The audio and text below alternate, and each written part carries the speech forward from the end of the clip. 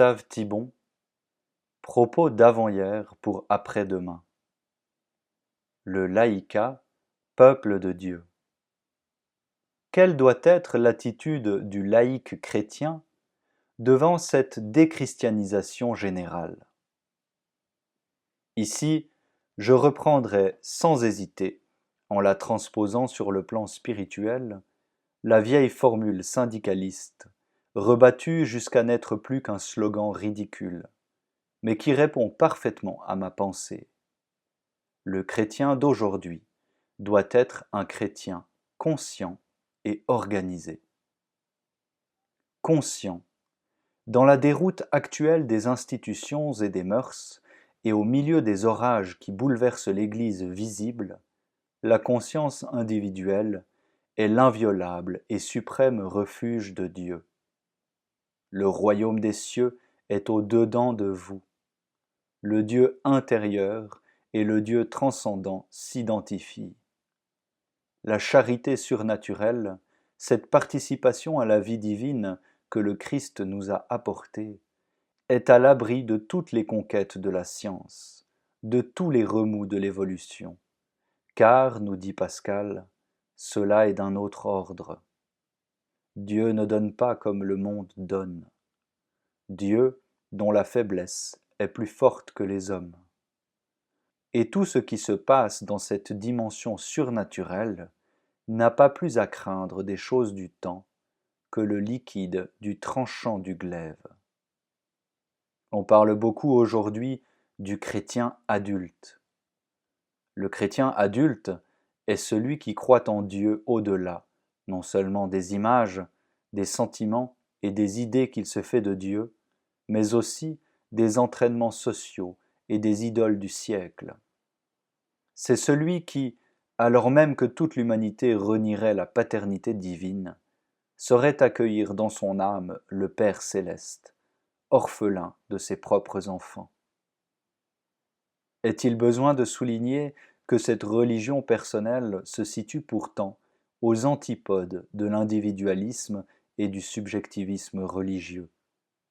Rien, au contraire, ne favorise plus cette ouverture à l'universel que le dialogue solitaire entre l'âme et celui qui est tout.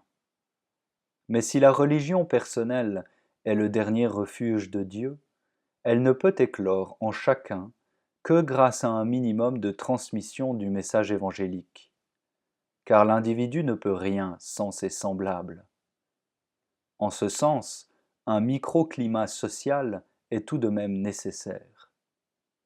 Aussi, à partir de ce refuge inviolable, devons-nous travailler à construire la maison de Dieu, à faire régner autour de nous celui qui règne en nous. Et cela, contra spem in spe, sans espoir, dans l'espérance. Et organiser. C'est ici que nous touchons au second devoir du laïc, l'organisation de la cité temporelle selon l'esprit du Christ. Il s'agit de refaire une chrétienté, c'est-à-dire un milieu social où les valeurs chrétiennes s'incarnent dans un réseau de traditions, de mœurs, de pratiques et de rites, où l'humain étage le divin.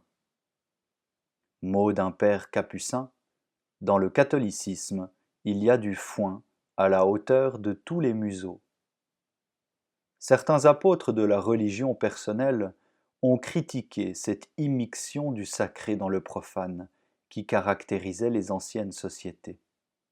Et certes, nous n'ignorons rien des dangers qu'entraîne la collaboration de Dieu et de César, pharisaïsme, etc. Mais quoi? À force de vouloir purger le divin de son alliage social, on finit par purger le social de son alliage divin. On le réduit, si l'on peut dire, à l'état pur, lequel est ici le comble de l'impureté, celle du gros animal de Platon. Car on n'échappe pas au social. S'il n'est pas imprégné par la religion, s'il n'a pas Dieu pour fondement et pour but, il finit par contraindre les hommes à choisir entre l'anarchie qui les dissout et la tyrannie qui les écrase. c'est précisément ce que nous voyons aujourd'hui. L'État totalitaire surgit sur les restes décomposés des communautés qu'animait l'esprit religieux. Il faut opter entre deux formes de société. La cité fraternelle, fondée sur la paternité divine, et la cité collectiviste et technocratique qui trouve sa fin en elle-même, entre les influences qui éduquent la volonté et celles qui tendent au conditionnement absolu de l'être humain. Ces considérations prennent tout leur poids si l'on songe que nous vivons dans une civilisation dite des masses, où le grégarisme est non seulement homologué comme un fait, mais présenté comme une valeur positive, une promotion.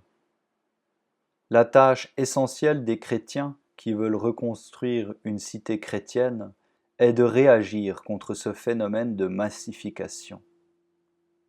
Il s'agit de dissoudre et de ventiler le conglomérat humain, de retrouver le prochain dans chaque élément de la masse, de refaire des structures sociales à travers lesquelles puisse circuler l'air du ciel.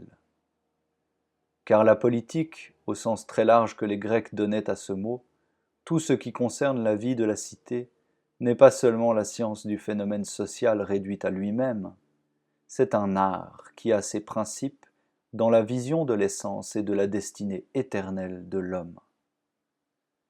D'où il résulte qu'elle n'atteint véritablement sa fin qu'en restant à la fois distincte et inséparable de la religion. Et plus qu'à toute autre science, on peut lui appliquer le mot de Bacon. La religion est l'aromate qui empêche la science de se corrompre. L'expérience a d'ailleurs prouvé que tous les essais de technocratie n'ont abouti qu'à dégrader l'homme et par contre-coup à ruiner la société. Tout se résume en ceci. Placé par sa vocation au confluent de l'éternel et du temporel, le laïc chrétien doit répondre à une double exigence: fidélité à l'invariant divin et respect de l'invariant humain.